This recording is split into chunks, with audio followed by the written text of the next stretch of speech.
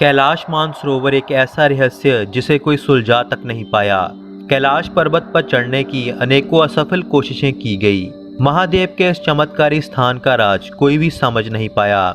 लेकिन इसी रहस्य के साथ एक और राज जुड़ा हुआ है जो दो इंसानों के साथ ही दफन हो गया। कैलाश पर्वत के पास एक ऐसी गुफा जिसे आज तक कोई ढूंढ नहीं पाया, क्योंकि कहा जाता है कि वहां पर महादेव का आज भी वास है। सन 1980 जब उत्तराखंड के रहने वाले दो भाई समीर और कुमार चमत्कारी ढंग से गायब हो गए और आज तक नहीं मिले।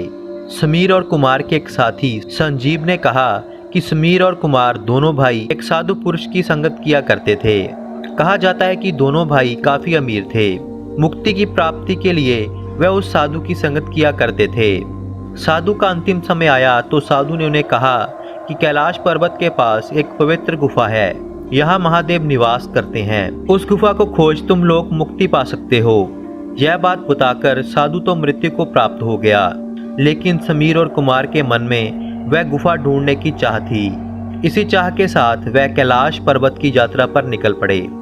रास्ते में अनेकों ही धामों के दर्शन करते हुए वे आखिर कैलाश के इलाके में पहुंचे। झील के पास ही उन दोनों ने अपने टेंट लगाए और साधु के बताए तरीके से पहले एक पूजा की और एक दिन रुकने के बाद उन्होंने गुफा की खोज शुरू की। दोनों 3 दिन तक इलाके में वह गुफा ढूंढते रहे, मगर उन्हें कुछ भी नहीं मिला, क्योंकि वह इलाका बहुत बड़ा था। ढूंढने वाली जगह का कोई पता ठिकाना नहीं था। तभी एक दिन वह दोनों भाई एक आस लेकर उस गुफा को ढूंढने के लिए निकले। ढूंढते ढूंढते उन्हें शाम हो गई। उस दिन काफी ठंड भी थी।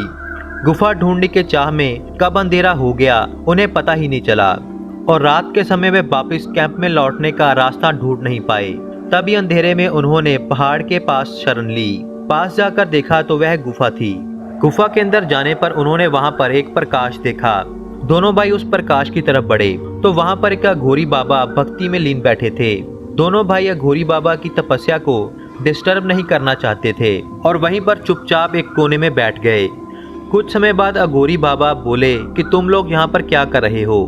कुमार ने कहा कि बाबा हमें माफ करना, हम आपको तंग नहीं करना चाहते थे। हम तो रास्ता भटक चुके हैं, इसीलिए इस गुफा में शरण ली है। अघोरी ने कहा कि तुम लोग यहाँ पर क्या कर रहे हो, वह भी इतनी रात को, यहाँ पर तो कोई भी नहीं आ सकता। कुमार ने कहा कि बाबा हमें पता चला था कि यहाँ पर एक गुफा है जिस गुफा में महादेव खुद विराजमान है। हम उस गुफा को ढूंढकर उनके दर्शन पाना चाहते हैं। उन दोनों की बात सुन अघोरी बाबा हंसने लगे और कहने लगे कि यहाँ के कण कण में महादेव विराजमान हैं और तुम लोग उन्हें गुफाओं में ढूंढ रहे हो। यहाँ तो अनेकों गुफाएं हैं और हर गुफा में तुम्हें महादेव का वास मिलेगा। वह इसीलिए क्योंकि उन गुफाओं में हम जैसे महादेव को जपने वाले बैठे हैं। इसीलिए मुक्ति के चक्कर में अपना समय बर्बाद मत करो। महादेव को हर दिन दिल से याद किया करो, मुक्ति के द्वार अपने आप ही खुल जाएंगे। यहाँ पर ऐसी कोई भी गुफा नहीं है, अगर होती भी तो मुक्ति गुफाओं में नहीं मिलती। समीर और कुमार बात समझ गए, लेकिन उनका दिल टूट गया। तभी अघोरी बाबा ने उन्हें एक मंत्र का जाप दिया और बाद में कहा कि तुम लोग अब कहाँ जाओगे। समीर ने कहा कि हम लोग अपने घर वापिस जाएंगे। अघोरी ने उन्हें उनके गांव का नाम पूछा।